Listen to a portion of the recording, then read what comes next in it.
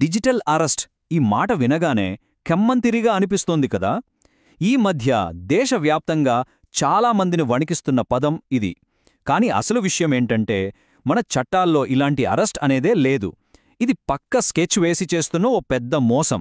So ఈరోజు దీని సంగతేంటో తేల్చేద్దాం. అందరూ ఒక్క విషయం చాలా స్పష్టంగా బలంగా గుర్తుపెట్టుకోవాలి. ఈ డిజిటల్ అరెస్ట్ అనేది నిజమైన చట్టపరమైన వ్యవహారం అస్సలు కాదు. ఇది కేవలం సైబర్ నేరగాళ్లు డబ్బులు గుంజడానికి అల్లిన ఒక కట్టుకథ, అంతకు మించి ఏమీ లేదు. సరే, ఈ మోసాన్ని స్టెప్ బై స్టెప్ అర్థం చేసుకుందాం. ముందుగా దీనివల్ల జరిగిన నష్టమేంటో చూద్దాం. ఆ తర్వాత అసలీ మోసం ఎలా చేస్తారు, మరి పలుకుబడి ఉన్నవాళ్లు ఎందుకిందులు ఇరుక్కుంటున్నారు, చివరిగా మనం ఏం చేస్తే సేఫ్గా ఉండొచ్చో వివరంగా మాట్లాడుకుందాం. ఈ మోసంలో అసలే షాకింగ్ విషయమేంటో తెలుసా?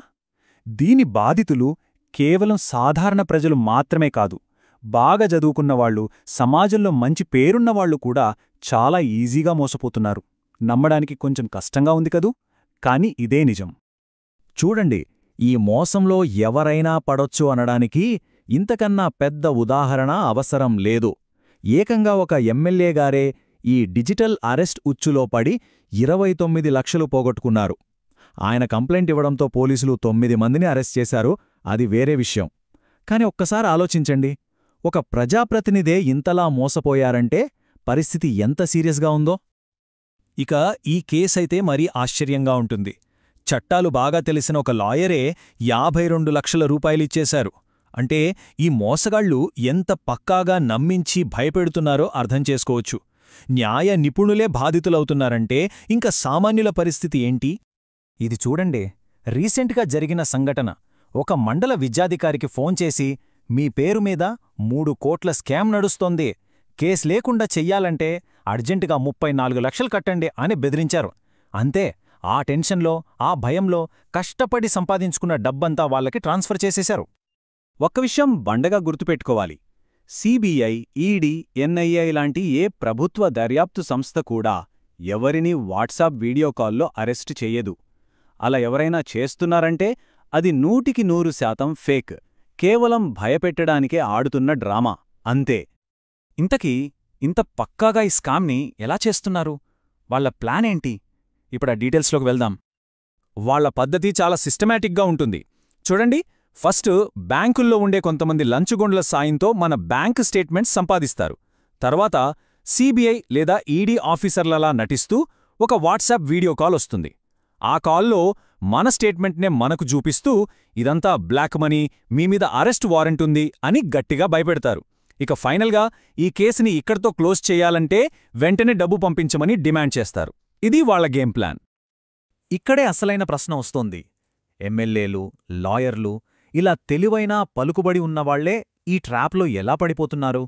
దీని వెనుక ఉన్న సైకాలజీ ఏంటో ఇప్పుడు చూద్దాం. అసలు కిటుకంతా ఇక్కడే ఉంది. ఈ స్కామ్ ఎందుకు వర్కౌట్ అవుతోందంటే దానికి కారణం భయం. ముఖ్యంగా లెక్కల్లో చూపని డబ్బున్నవాళ్లు ఈ విషయం ఎక్కడ బయటికొస్తుందో, పరువు పోతుందో, ఎంక్వైరీలు ఫేస్ చెయ్యాల్సొస్తుందో అని తెగ భయపడిపోతారు. అదే నిజాయితీగా సంపాదించిన వాళ్లకు ఆ భయం ఉండదు కదా, వాళ్లు ధైర్యంగా ఫోన్ పెట్టేస్తారు. వాళ్లకున్న అతిపెద్ద ఆయుధం ఇదే, భయం. పరువు పోతుందేమో అన్న భయం, లీగల్ కేసులో ఇరుక్కుంటామేమో అన్న భయం. ఈ భయాన్ని ఉపయోగించే బాధితుల్ని కంట్రోల్ చేస్తారు. వాళ్లు చెప్పినట్టు వినేలా చేసి సైలెంట్గా డబ్బు కట్టేలా చేస్తారు. సరే, ఇప్పటిదాకా సమస్య గురించి మాట్లాడుకున్నాం. ఇప్పుడు సొల్యూషన్ ఏంటో చూద్దాం. ఒకవేళ ఇలాంటి కాల్ వస్తే ఏం చెయ్యాలో ఇప్పుడు క్లియర్గా తెలుసుకుందాం. ఒకవేళ ఎవరికైనా అలాంటి కాల్ వస్తే అస్సలు కంగారు పడకుండా ఈ 5 పనులు గుర్తుపెట్టుకోవాలి. నంబర్ 1, వెంటనే కాల్ కట్ చేయాలి.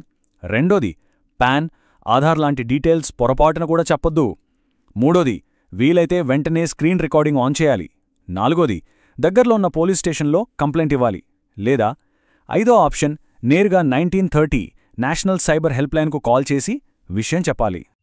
చివరిగా ఈ ఒక్క మాటను మనసులో బలంగా పెట్టుకుందాం. మనం ఏ తప్పు చెయ్యనప్పుడూ ఎవరికీ దేనికి భయపడాల్సిన పనిలేదు. ఎందుకంటే డిజిటల్ అరెస్ట్ అనేదే మన చట్టాల్లా లేదు. గుర్తుంచుకోవాల్సిన అతి ముఖ్యమైన పవర్ఫుల్ పాయింట్ ఇదే. ఎవరైనా సరే భయపడిన ఆ క్షణం మోసగాడు గెలిచినట్టే. ధైర్యంగా ఉండాలి. చూశారుగా, ఈ మోసం గురించి ఇప్పుడు మనకు తెలిసింది. మరి మన కుటుంబ సభ్యులు, మన స్నేహితులు, మనతో పనిచేసేవాళ్ల సంగతేంటి? వాళ్లకి ఈ విషయం తెలుసా? ఈ చాలా ముఖ్యమైన సమాచారాన్ని వాళ్లతో కూడా పంచుకుందాం.